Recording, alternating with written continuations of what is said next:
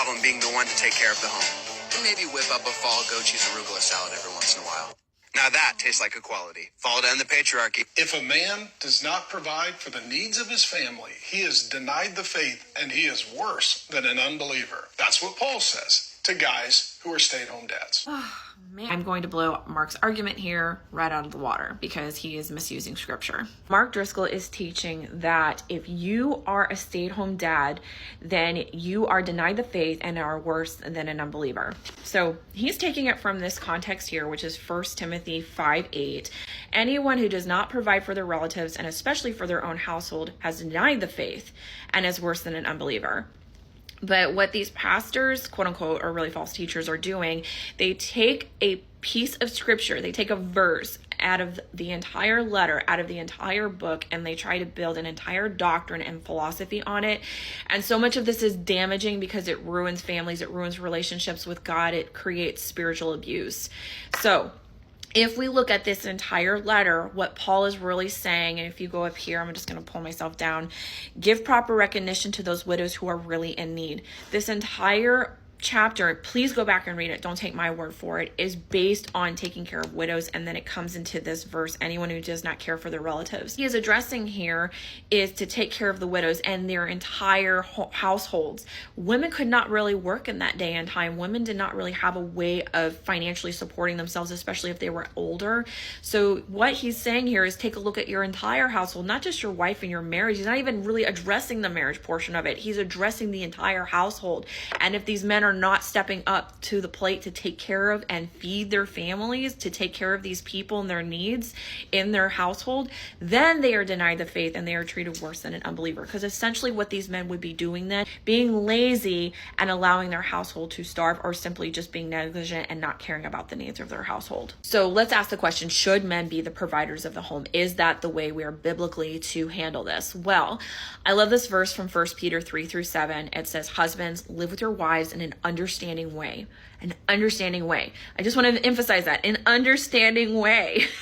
Showing honor to the woman as the weaker vessel, since they are heirs. Just sparkle that whole word, heirs, with you of the grace of life, so that your prayers may not be hindered.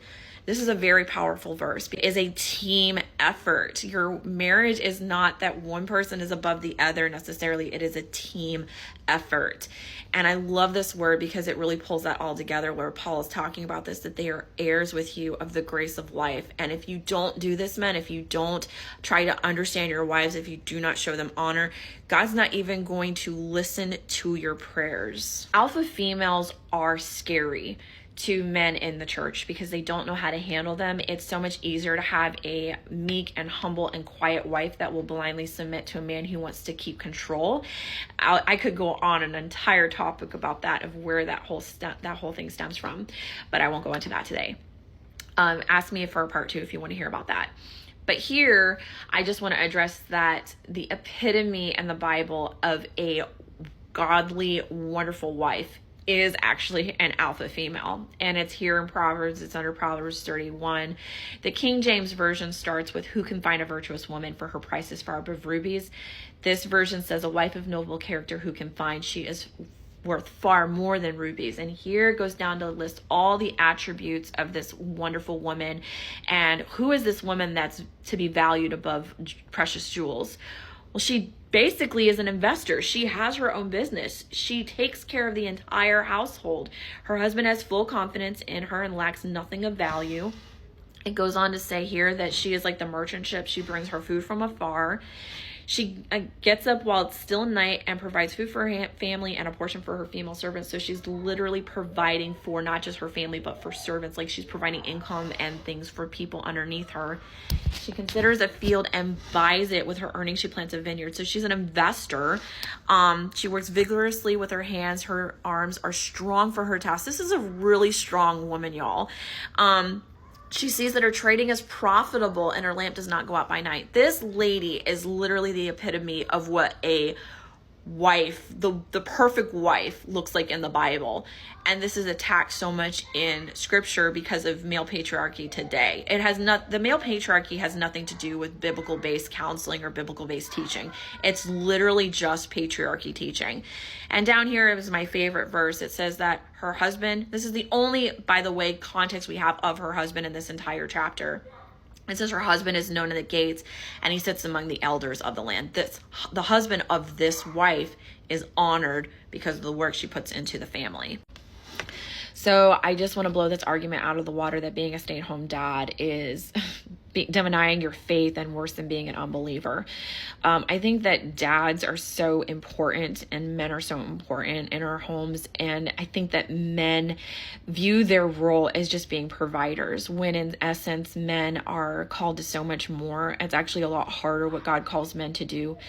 It's essentially here what Hunter's doing for Maya. It's being vulnerable. It's being understanding to your wives. It's listening to the needs of your children and your wife, not just what you can do for them as far as like providing, but being an emotional support, being a spiritual support. And a lot of that requires being vulnerable and listening. So I just wanted to share this because I think it's such a dangerous teaching that goes around in the churches, and it really damages marriages. It pulls wives away emotionally from their husbands, and it puts them into these prisons, and it doesn't really work. It's a way that we lived for a long time for survival, but it's not a way that we can continue to live today in our marriages. So every marriage is different. What happens in Maya and Hunter's marriage is nobody's business. What happens in my marriage is nobody's business. What happens in Mark Driscoll's and his wife's marriage is nobody's business. It's their business. And what works for somebody is great. It may not work for somebody else. Everybody has to manage and run their household the way that they see fit and the way that God is calling them to live their lives. So I just want to say that it is a very incorrect statement, though, to say that a stay-at-home dad is denied the faith. That's absolutely ridiculous. And God actually esteems women who provide for their home in the Bible. So hope that this helps.